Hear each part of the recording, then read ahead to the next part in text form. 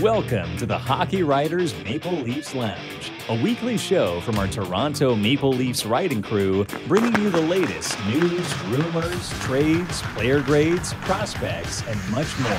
From training camp to the playoffs, from draft day to the trade deadline, our team covers everything that happens with the blue and white. Come on in and pull up a chair. Welcome to the Maple Leafs Lounge.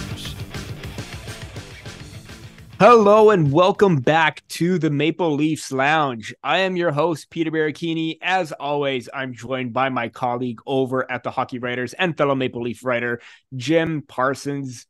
Jim, it has been a while. A lot has happened, but we actually have some hockey news to talk about in regards to the Maple Leafs. No more small contracts, no more, what if scenarios. We have that. But before we get into the big news, how are you doing? I'm doing really well. Thank you, Peter. There's been some news, but it was kind of like, do we do a whole show on this? Do we wait for the bigger news to fall? And so it's kind of fallen now with the Matthews deal. So I'm excited to do the show. Lots to talk about. I'm sure there's going to be a lot of debate, probably a lot of comments on this show. This is good. I'm happy to do it. Absolutely. And as you mentioned, we're going to get right into it right now. The big news is there was a lot of debate, or, not so much debate, but a lot of outside noise about whether Auston Matthews would sign or re-sign with the Maple Leafs. And that could be put to rest because earlier this week, on August 23rd, Auston Matthews and the Maple Leafs put pen to paper on a groundbreaking deal that made him the NHL's highest paid player, a 4-year, $53 million extension with the Toronto Maple Leafs. He's come a long way since being the first overall pick in 2016, Jim. But before we get into any major details or major analysis, what were your initial thoughts of this deal? Because nobody was expecting this because it just happened right out of the blue. And I believe even Auston Matthews was the one to break it. Yeah, I wasn't expecting the timing of it. I'm not surprised at all by the deal. The number makes sense, and it's what we kind of heard going in. The term makes sense. It's kind of what we heard going in. None of that was news breaking, really. It was just the weird timing. I had just literally written an article maybe 24 hours earlier about the idea of, do the Maple Leafs even consider, if this Auston Matthews thing doesn't pan out the way they wanted it to do, could two players be better than one? It was looking at the idea of, what happens if, and then all of a sudden within 24 hours he writes. So I'm like, well, that aged really well. Right. So it was, the timing of it was really strange in terms of just sort of comes out of nowhere. And Tree Living talked about the fact that this was, Matthews urging this forward, wanting to get it done, coming to them and saying, okay, I'm ready. Let's just figure this out. I'm not sure how much of that is spin, how much of that is real. I don't know, but you're right. Matthews broke it, put it on Twitter, and then they followed with an official announcement after that. So timing was weird. I wasn't quite prepared for it, but everything else about it is not at all a surprise. Yeah, $13.25 million is the average annual value for that, surpassing Nathan MacKinnon's 12.6, which he just signed basically last season, or it's going to kick in right now, where he was initially the highest paid player, but now that belongs to Auston Matthews. And yeah, like you, obviously the optics or the details of this deal weren't earth shattering. We knew it was going to be a significant increase. We wondered if he was willing to take a bit of a discount. Kind of seems like that 13 million kind of feels like it. He could have easily have gotten 14, 15. And so on, but because of the cap restraint, not necessarily the cap restraints, but the way the salary cap is going to work between now and maybe in years 3 and 4 down the line, I think this is beneficial to the Maple Leafs.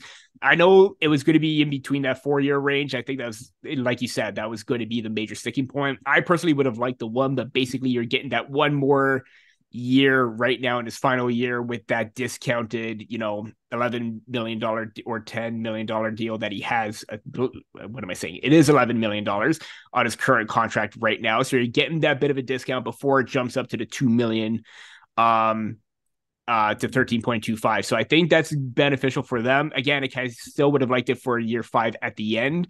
But you know what? It's still a good fit for both. Both of them came to that realization, and it's going to be a deal that's going to benefit them big time down the line for both sides. Kind of like what we saw with both Ilya Samsonov and other deals that we saw. It's going to benefit both team and player very well. Yeah, it's interesting. I might be one of the few people who doesn't like it. I don't like this deal at all, to be honest with you. And it's not so much that I blame Auston Matthews for it. I think he did exactly what he should have done in his position. He used the leverage. He waited till he didn't have his no move clause kicks in. Like he did everything that he was supposed to do as a player with negotiating power and leverage and all that other stuff. I just don't love the whole idea that this is the best that Toronto could have got, that people are spinning this to say that this is some sort of fantastic deal and a real give by Auston Matthews. I think if you were to say, oh, hey, he could have got 14 or 15 million on a 4-year deal, we'd all be looking at this going, that's terrible, right? Like that you would cave to a 4-year deal for 14 or 15 million because you're like, well, that's probably what he's worth. Yeah, that's what he's worth if he signs long term. But then I don't know that I would have done that either. Like I really like Auston Matthews. I think he's a fantastic player. He's definitely top 5 in the NHL, but he's got injury issues. He's not. I mean, he scores like crazy, but his points are all over the board sometimes. Like he can be 106 in 1 year and then 85 in another. Like he's good. He's fantastic. He's a superstar, but man, he had all the leverage. He used every little inch of it. And now Toronto is spinning this thing like they somehow got this massive favor from him. And all I think it is a setup that we're going to have. The Toronto Maple Leafs are going to go through this time and time again with Mitch Marner and William Nylander and anybody else who now comes in here as a superstar and says, well, I'll just do what Auston Matthews did. Right. And so for me, I hate the deal. I really would kind of prefer, and people are going to crap all over me for this. And I understand that completely. I might have relooked at this and just said, could we be better off if we went an entirely different direction? I think the money's okay. It's not like it's like terrible. Like a 13.25 is probably value. I don't think he's even going to be the highest paid player for very long. But I think the way that this all fell down and it sort of is now being spun like this is some sort of huge Auston Matthews favor, I don't like it. I just am not a fan. I think that Toronto's going to be in a world of hurt here. I think Treliving did the best he could, but he had no choice. This is just what it was. And you either lose the guy and you're the enemy number 1 in Toronto, or you give him what he wants. And this is what he wanted. So Matthews made out like a bandit here. I was just we were about to get into like, what are the expectations of this deal, but I think it kind of ties in with the negotiation process. And I'm going to step away from my notes because I usually have everything planned out, but considering that you were talking about the negotiation process and how things were different with Kyle Dubas, what kind of trends do you see that were either similar or different with this negotiation with the star player with Brad Treliving as opposed to Kyle Dubas?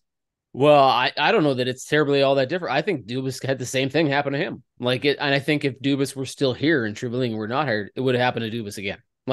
I think this is the way that the Maple Leafs tend to operate. They have these superstars who sort of run the show, and Matthews is now the head of that, the face of that.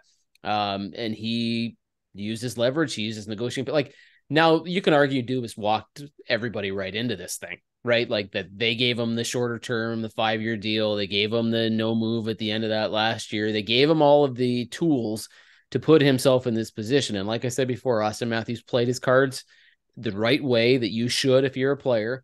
The only thing that I would argue, and I don't even know that I necessarily believe this, is that maybe Auston Matthews should have said, well, if I really want to win and I really want this team to build, the solid foundation around me, maybe I should take more of a discount here. Yeah, you can argue that. But how many of us in that position, if you're Auston Matthews, it's a very select few number of NHL players that would really, really do that when put in a position to get what you want. And so the Toronto Maple Leafs had it with Dubas. They're having it with Treliving. Any GM in this position that works in Toronto is facing this sort of stuff. So in that way, it's kind of similar to me. I think that negotiating power is in the hands of the players, and it's not that rare. Like if you look around, the NBA is full of this stuff. Like the players run that league, right? The football, NFL, a lot of that too. Now you could argue that the owners are pretty old school, and there's a lot that should get fixed in that regard. But the players have massive contracts. This is kind of really the first team, the first sort of situation in the last many, many, many years where players have just sort of run the show. And I think that's a problem for the Toronto Maple Leafs. So I'm a little worried that any GM would have had this happen to them in Toronto, but I'm also kind of like, well, they sort of walked themselves into all this. So similar in that way, I think it would have happened with Dubas too. if he were still here. And I in a way, I think it's sort of happening in Pittsburgh with the Erik Karlsson trade and what's going to happen with Crosby and those guys too, right? They all sticking around and they're all getting paid. I'm not sure how good they're going to be. So yeah, similar in that regard, but I don't know what it's going to mean. I think it's a problem coming down the road here. Yeah, I think it kind of like goes back to the whole thing where maybe if he got like that 8 years, I think maybe there probably would have been a little bit more of a bit of a discount because it would be over an extended period of time. But I think over the 4 years, I think it's going to work out, or I think it should work out for both sides. But in your opinion as well, when you look at the 4 years and considering how the cap is going to go up as well, do you think by the time that year 3 or 4 rolls around that the Maple Leafs are still going to be in a good spot with other contracts that could be up or that need to be signed? Sure. Yeah. I think that's the one good thing about what Toronto has done. And I'm going to give Tree Living a lot of credit for this, is that he has kept himself in a position where a lot of the pieces that he signed and a lot of the players that are on this team and are important right now are going to be optional for them, right? You're bringing in Bertuzzi, you're bringing in Domi, you're bringing in all these players who will not necessarily be on the books at the time that you either need to figure out what you're doing with Auston Matthews in 4 years. Tavares will be gone. Like these are players who now Toronto's got a lot more flexibility as the cap starts to really, really jump. So I think that way Toronto's in a good spot because they're going to have a lot of open spaces to fill with whoever they want to fill. And if whatever happens with Nylander, and we'll talk about that in a bit, that could be part of that whole thing too, right? Maybe he's here, maybe he's not. It all sort of depends. So I think Toronto's in a good spot moving forward. Like, I don't think that's a real concern, like the future cap hit in 2 or 3 years. And if it jumps like it's supposed to jump, I don't even think this Auston Matthews contract is that big of a deal. I don't know that you look at this and go, oh my gosh, it's crippling us. I don't think it is. But yeah, I think in that way, Toronto's in a good spot because they're going to have a lot of flexibility with contracts that are running out. But yeah, we'll see how much it jumps and how much this Auston. There's pressure on Matthews now, right? Like he's the highest paid player in the NHL. He's got to perform. He always does, but he's really got to earn it if he wants another one. But he's betting on himself that in 4 years or 5 years, he's going to be like a 15, 16, $17 million player. And I don't know where the cap will be, but we'll see if he's worth it. Yeah, and even when Matthews, or when the news broke, he wrote, "I feel fortunate to continue this journey as a Maple Leaf in front of the best fans in hockey. I will do everything I can to help us get us to the top of the mountain. Go Leafs, go." Obviously, that was on his Twitter, or currently now X, whatever you want to call it. I'm still calling it Twitter. Yeah, but it shows that he is willing to stay here. Like, obviously there might be some complaints with others about how it's not a long-term deal, but considering that he has had some injuries with his wrist, maybe they're playing the short game to see how everything plays out year by year, as well as the fact that, like you said, maybe his production has been up and down and maybe not as consistent as 100 point season.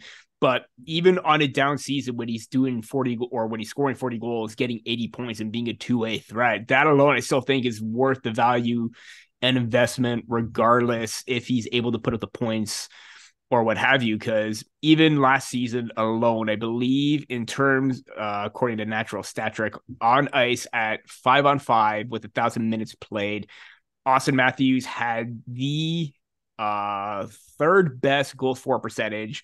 And even when you look back to when he came into the league, he's leading the league in goals with 299 over Alex Ovechkin. And that was back in 2016-17 till now. 299 goals, leads the league in 223 even strength goals, and is second in game-winning goals behind Connor McDavid with 53. McDavid has 59. So he is an elite producer. And yeah, there's going to be a lot of people saying that, whether this is a discount or not, I totally agree with you that could still be up in the air on what constitutes as the hometown discount. It's still worth the investment considering what he has done. And there are going to be a lot of jokes about, not getting past the second round. They finally won a series, but I hope that this would motivate him even more, that he's in it to still be a part of this organization, even though it's a short term. He's going to be dominant, and I think he's going to come out flying as a result of that because he's going to be very committed. Yeah, don't get me wrong. Like, I don't want people listening to what I said before and thinking, oh my gosh, I hate Auston Matthews. I don't. I think he's really Yeah. good. Like, I think he's Mhm. worth the money he's going to get. I think he's earned it. I think he's probably going to even up his production and maybe be worth whatever he gets in the next one comparatively For when you're sure. talking about percentage of the cap and things like that. So it's not like I don't like the fact that they signed Auston Matthews. What I don't love is that it seems like these superstars, these core four, are running the show in Toronto. Yeah. That's what I don't love. Understandable. Right. But yeah, I don't think the dollar figure is terribly outrageous.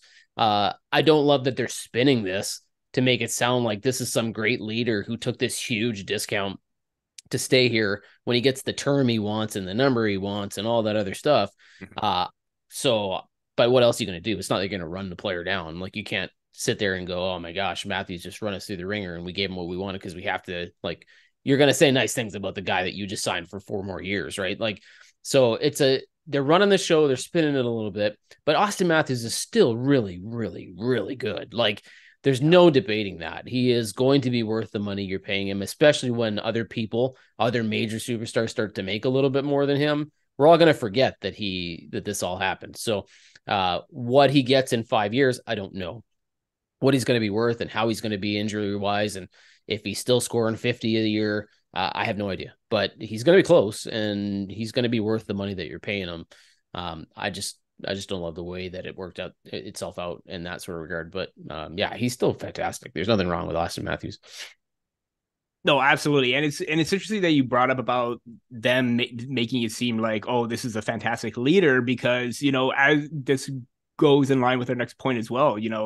Treliving during his press conference, he talked about how they got this done because Austin wanted to get it done. How it happened because of him, and it shows that commitment. Obviously, you just said that you're not a fan of the narrative, but how is it that you're not a fan of it? Just so that is it just the way that maybe they're overplaying things, or?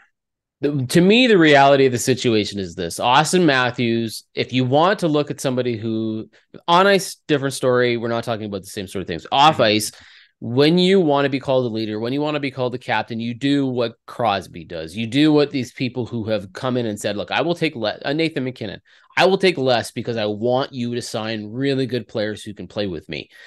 What Auston Matthews did here is, if you want to call $225,000 or $250,000 a year a team-friendly discount, I guess go ahead and call it, because it's less than what he probably could have gotten. But immediately, within hours of this contract, we're not necessarily talking just about Auston Matthews' contract. We're talking about, okay, well, now what's Nylander going to get? What's Mitch Marner going to ask for, right? Like, when you have these contracts come down like that, and then all of a sudden you're talking about, well, Marner's going to ask for $13.5 million. You're like, what? Like, no way. He's now got every reason in the world to do that, right? Yeah, if he's anywhere close to Matthews, and we know that he probably will be, maybe not in goal scoring, but in points, he could be out producing Auston Matthews in points. He's going to have every reason to ask for that, right? And he's going to ask for it on a shorter term. He's going to ask for it with the type of power and leverage that he wants. Like, he's going to follow Auston Matthews' lead. So when you want to call a guy a player or a leader or a captain material, and this is the kind of way that he negotiates his contracts, then you're like, okay, fair. He's within his right to do so. But what are these other guys going to do? They're all going to follow that lead, right? There's no way that William Nylander is going to ask for a penny less than $10 million now. There's no way Mitch Marner is going to ask for less than 13.5 and sign 8 years to do it. He's going to sign 5. He's going to sign, like, that's what's going to happen here, right? So in that way, I don't love it. And the way that narrative spins, because your leader is the one who does what the guys in Boston do with the Marchands and the, before Pasternak, who signed a massive deal, but everybody else, there was the limit and everybody else had to work within it so the team would be really good. And that is not what's happening in Toronto, right? And so when you look at that, you go, what do we want? Do we want the on-ice leader and we call the guy a captain because he's wonder, or do we spin this and say, oh, look how nice he was to come to us to get this deal done and become the highest paid player in the league for 4 years. And we know guaranteed now Nylander's going to do it. Marner's going to do it. All these superstars are going to do it. And why wouldn't they? Because Matthews just did. So in that way, that's what I don't love. No, and that's absolutely fair because, like you mentioned a lot of great examples. Crosby and his contract, how it's been team friendly for so long, the Bruins and all that. I think the way that they're making this out to be is that it's not going to be a distraction throughout the whole entire season. which I think is a big plus in itself, because in a post by David Alter from the Hockey News, he wrote, or Treliving said, I want it to be a non-issue. I want the focus to be where it needs to be, and what's on winning and putting all of our energies on the ice. And I think that's where, if it led into next season and Matthews didn't have a contract, I think that would be a bit more of a distraction on him, on the team, and everybody else, because it's not going to be focused on the play. It's going to be focused on, is Toronto's superstar actually possibly going to walk? But at this point right now, I think the fact that he still approached them wanting something to get done is a great sign for that leadership. But I understand where you're coming from, that he's still kind of controlling the narrative in that regard because of the dollar amount and figure, where maybe it should have been a little bit more than a couple of 100,000 or whatever that's potential hometown discount could have been an extra $1 million that he could have taken off, and maybe instead of 13 it'll be 12 million. So I do understand where you're coming from, and I do agree with you to that extent. But the fact that also they got rid of this as an issue throughout the season, I think it's a bit more of a load off their shoulders than anything else as well. Yeah, that's definitely true. Like, that is accurate, that they no longer have to worry about the Auston Matthews contract. Like, and this isn't about whether or not the player wants to be in Toronto. I think he's proving that he wants to be in Toronto. Yes, he's signing shorter term deals, 5 and 4 year contracts and stuff. But when you look at this, by the time that this contract is over, he's going to have been a Toronto Maple Leaf for a very, very long time. So you can't argue that he didn't want to be in Toronto, because if that were the case, he wouldn't have signed these deals. That said, if I'm going to argue devil's advocate here, I found it a little odd that the Auston Matthews deal got done. Treliving framed it as he wanted this done. He's here. We don't have this cloud hanging over us anymore, which is all true. But then he went and said, well, we're not in any hurry at all with Nylander.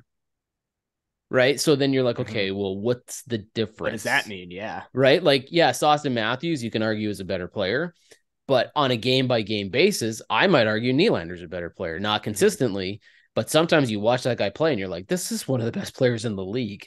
Right. Like, you watch Nylander and the way that he can just take over a game, he can drive you crazy because he's not always like that. But when he is on top of his game and he is playing at his best, he's fantastic. But for whatever reason, the Toronto Maple Leafs don't seem to care.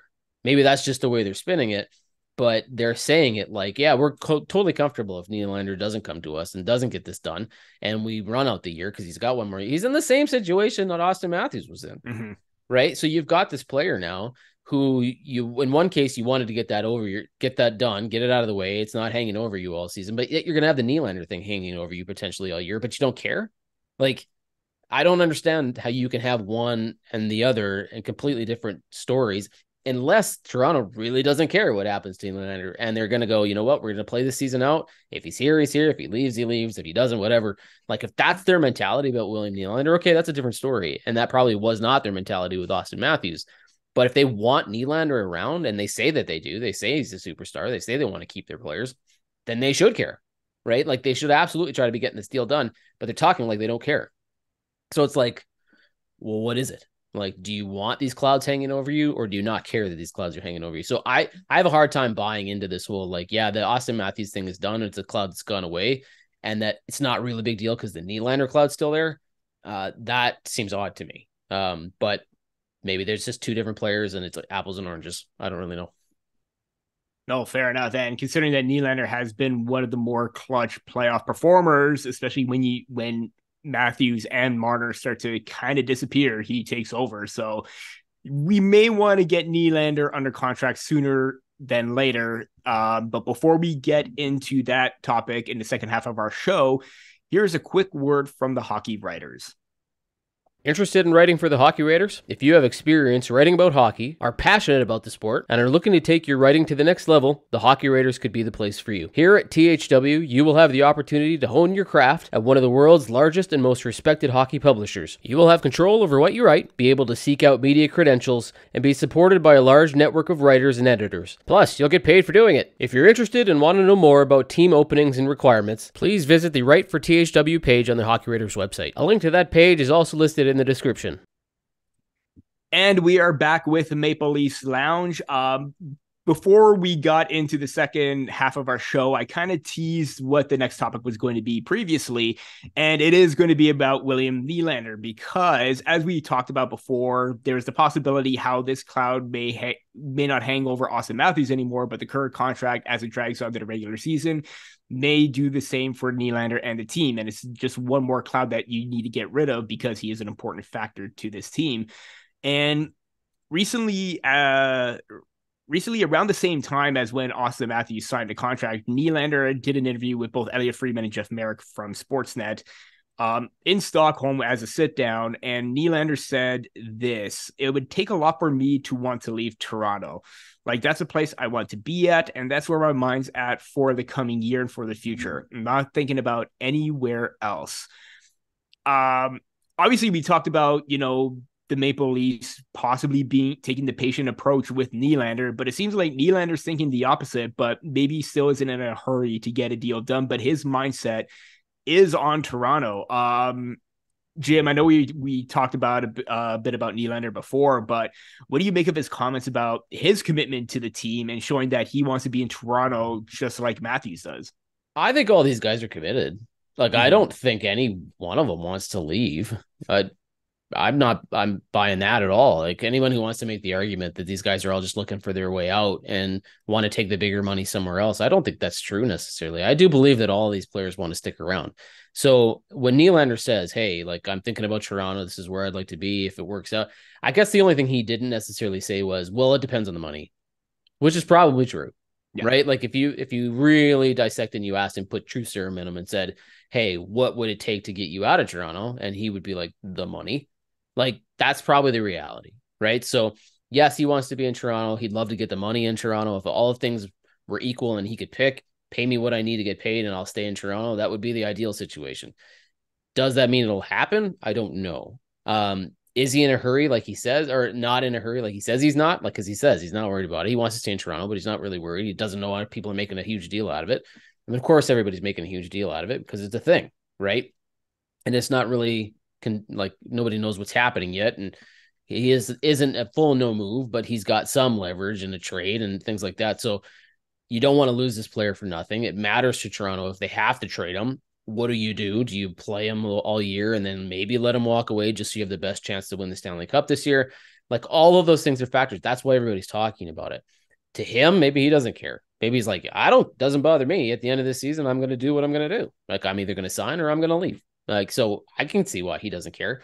But yeah, I think he wants to stay. I don't know if he does, but I think he wants to stay. And I think ideally all these guys would like to stick together. I just don't know if there's enough money to go around. Yeah, and that's the big thing, the money factor because of the salary cap. But I think they wanted to get a gauge with the Matthews contract to see where they're at or where they could be, like, or how the cap is going to work itself out in the next 3 to 4 or 2 to 3 years. Because if that cap goes up, that's like we mentioned at the top of the show, that's going to play a big factor in both the Matthews contract and other contracts that can be signed. Nylander's one of them. Marner's another one. So I think in that regard, knowing Brandon Pridham, I'm pretty sure he's working the books right now to try and figure out what the best dollar value is closer to possibly Nylander's demands or what he would like, and maybe try and find middle ground there. Because like you said before, he's going to ask for $10 million, especially after this deal. That to me would be his version of a discount, although maybe 9.5 would still be realistic. But yeah, this isn't the first time that Nylander said that he wants to call Toronto home for a long period of time. I mean, he said that at the exit meetings when they were eliminated in the locker room cleanup. He was adamant that, he loved Toronto. He wanted to stay here. And like everybody else, I agree with you. I don't think that they're just in it for, a one-man show kind of thing. They're here. They're committed. They want to try and do their best to win. And that's, with Matthews' comment, that's what he wants to do. And I'm pretty sure Nylander wants to do the same because he, like I said, he's been clutch at certain moments, especially in the Florida Panthers series. He was probably the best core four forward. And having him in the fold and having him long-term, I think is going to be it's definitely going to be a big boost to the team because it instills a confidence that, yeah, despite the playoff failures, despite only winning one playoff round with this, new core, I think this is motivation that everyone can build off of, and even someone like Nylander. So I think if he could get a contract done, I think that, like Matthews, I think he could have another career year. And if he does, I think that, well, maybe Nylander's maybe not even worth 10. Maybe he's worth 11.5, 12 if he has another number or great season on top of the one that he just had, where he set career highs in goals and points with 40 and 87. So we'll see what happens. But I do think that, you do need to sort of crack the whip and get on it, because that is another key figure or a key player that you don't want to lose. Let me ask you this. I'm just going to ask you to do us a favor, and everybody's listening and watching and stuff like that. Put yourself in William Nylander's shoes. Pretend that you're him for a minute. You're looking in the mirror. You're just watching what's happened with Auston Matthews. You know that he just signed a 4-year deal for $13.25 million, and he did it because he wants to set him up in 4 years to make even more, 15, 16. Now look at yourself as William Nylander and ask yourself, how much better is Auston Matthews than me? Right? Because your whole career, you've been taking less than Auston Matthews. But when you look at yourself, you're like, I'm not that much different than Auston Matthews. We have different games, but he's good, but he's not that much better than me. So when you go, okay, is he $3.5 million every season better than me? And is he so much better than me that he should have the right to sign a 4-year deal, and I have to lock in at 8 years for under 10 million? But like, would you do that? If you're William Nylander, would you look at yourself and how good you think you are and go, why would I do that? Yeah, I mean, how would you answer that? Okay, if I'm in Nylander's shoes, obviously you want to boost yourself up and show that you can be one of the better players in the game. And last year he showed it. So if I'm his shoes, obviously I would probably say yes, because even if I was in a situation, I'd probably be like, you know what, I'm just as good as him. I deserve, a fair amount or, equal value to that, because I've shown that I could be a key producer in key moments. Like I said before about the playoffs. But obviously I think more about from the perspective that I'm in, because Auston Matthews is a center. He's going to get the top value, and there's more value in center than wing players. But then again, you look at someone like David Pastrnak, who is making a ton of money right now after what he was able to accomplish too.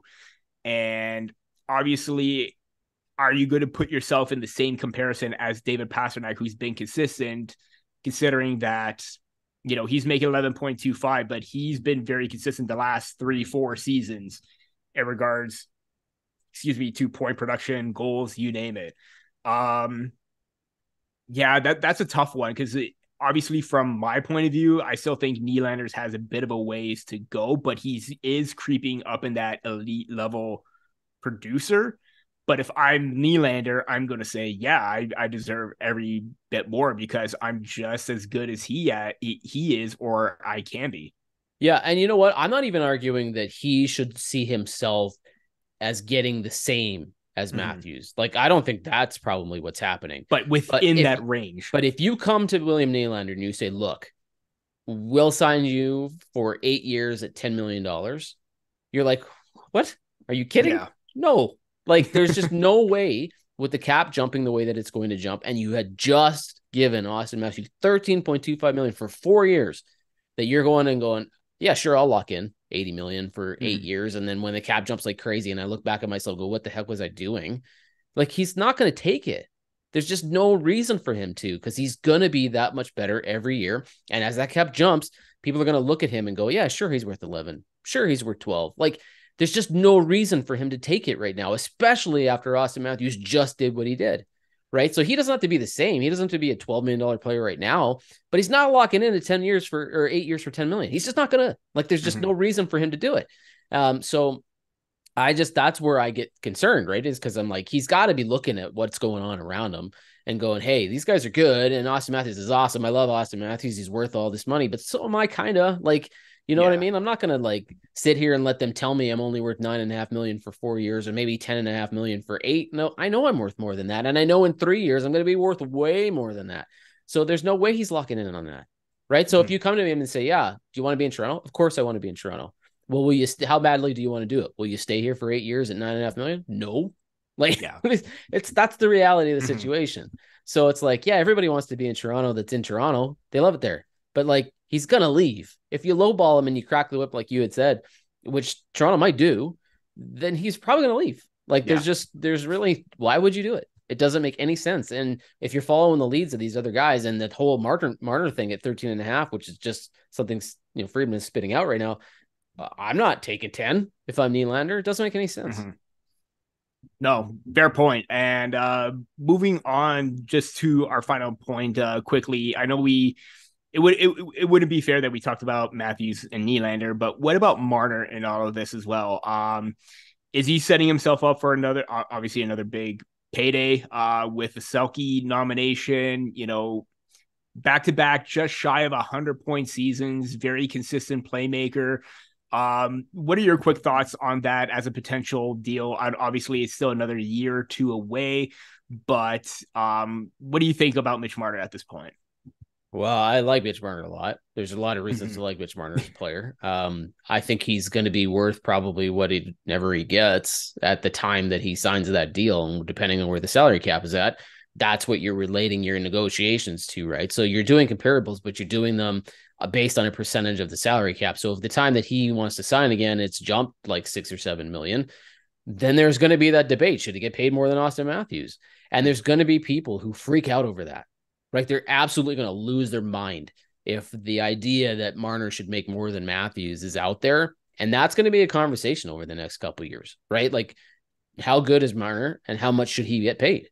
And so when you start to spin it in that narrative, you go, okay, like, does he get more than Matthews? Does he get just under Matthews? And you can't help but compare these two guys, even though they're very different players. That's going to be a thing. You talk about gray clouds hanging over the team. That's going to be a cloud that hangs over this team for 2 years, right? Mm-hmm. It's like, how much should Marner get? And how much should he get compared to Matthews? And how much should he get compared to the salary cap? And if that cap jumps like crazy, I don't know what it's going to jump to, but if it jumps a lot, Marner's going to have every right to ask for maybe more than Matthews. And that's going to be an issue in Toronto. Like, I think Toronto's going to have an issue with it. The fans are going to lose their mind over it. Like, I think it's going to be a very interesting couple of years. Like, and if Marner plays really well, then it's going to be very, very interesting because he'll have every right compared to what other players and other teams and their percentage of the cap and all that stuff. Like, it's going to be fun to watch. Like, I don't know if it's going to work out great for Toronto when it's all said and done. Maybe it does, maybe it doesn't, but certainly not going to be boring.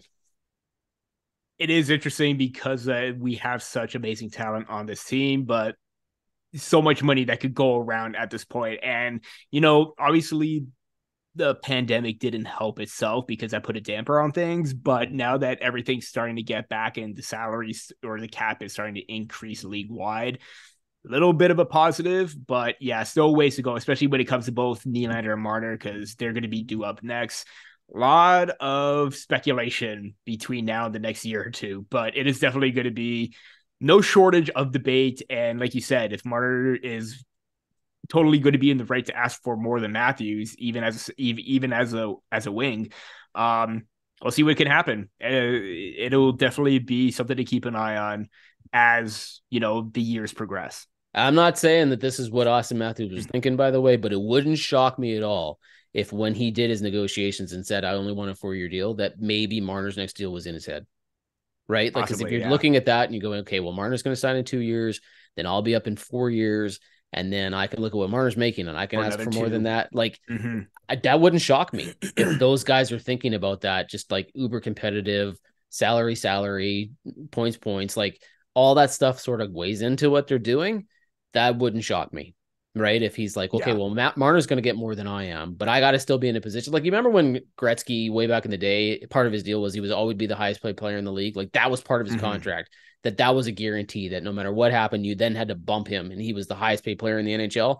Yeah. That doesn't exist in contracts anymore, but you can work yourself into those contracts. Like, you can put yourself in a position where when Marner's done and he negotiates his, then Matthews is done 2 years later, he can negotiate his again and get more than Marner. Like, it certainly could be what these guys are thinking about. Like, they're young enough, they're brash enough, they're motivated enough. That wouldn't shock me at all. Absolutely. Like you said, lot of variables, a lot of working pieces coming into all these contract negotiations. Before we end off Maple Leafs Lounge, I would just want to end off on a somber note. Obviously, a few weeks ago, Maple Leaf prospect Rodion Amirov passed away after he was dealing with a brain tumor. He was diagnosed last year. Just want to extend our condolences to the Amirov family, teammates, friends, colleagues, even that of the Maple Leafs organization, Dan Milstein, his agent. Very, very, heartbreaking news, to say the least, for a young player that had a promising career for the Maple Leafs. Was cut short because of this, and he was gone way too soon. We just want to extend the condolences to his family, and that even throughout this whole entire process, in the statement that the Maple Leafs made, he was always thinking on the positive side of things. Again, just a tragic loss that you don't want to see with this, and we hope that his family and his friends are doing well during this rough patch right now. But rest in peace, Rodion Amirov, a promising Maple Leaf prospect, gone way too soon. Yeah, I'll sentiment that for sure. I can't pretend to say that I knew a ton about his game, but what I did hear and what I have read is that he was a really, really positive, upbeat kid, and he lifted everybody else around him. And even when things were the worst news possibly came to him, he still was super positive, and everybody around him just couldn't help but just feel the glow off of this kid. So, way too soon, way too tragic, way too sad. So yes, our best to their fans, his friends, family, everybody who's dealing with this loss. It sucks when this stuff happens. Absolutely. That is all the time that we have for the Maple Leafs Lounge right now. Be sure to check out the great content over at the Hockey Writers with the Maple Leaf staff, as well as every other writer over at the Hockey Writers. Fantastic content being brought out daily. Be sure to check that out. And in the meantime, that is all that we have for this episode of Maple Leafs Lounge. For Jim Parsons, I'm Peter Baracchini, and we'll see you next time on the Maple Leafs Lounge. Take care, everybody.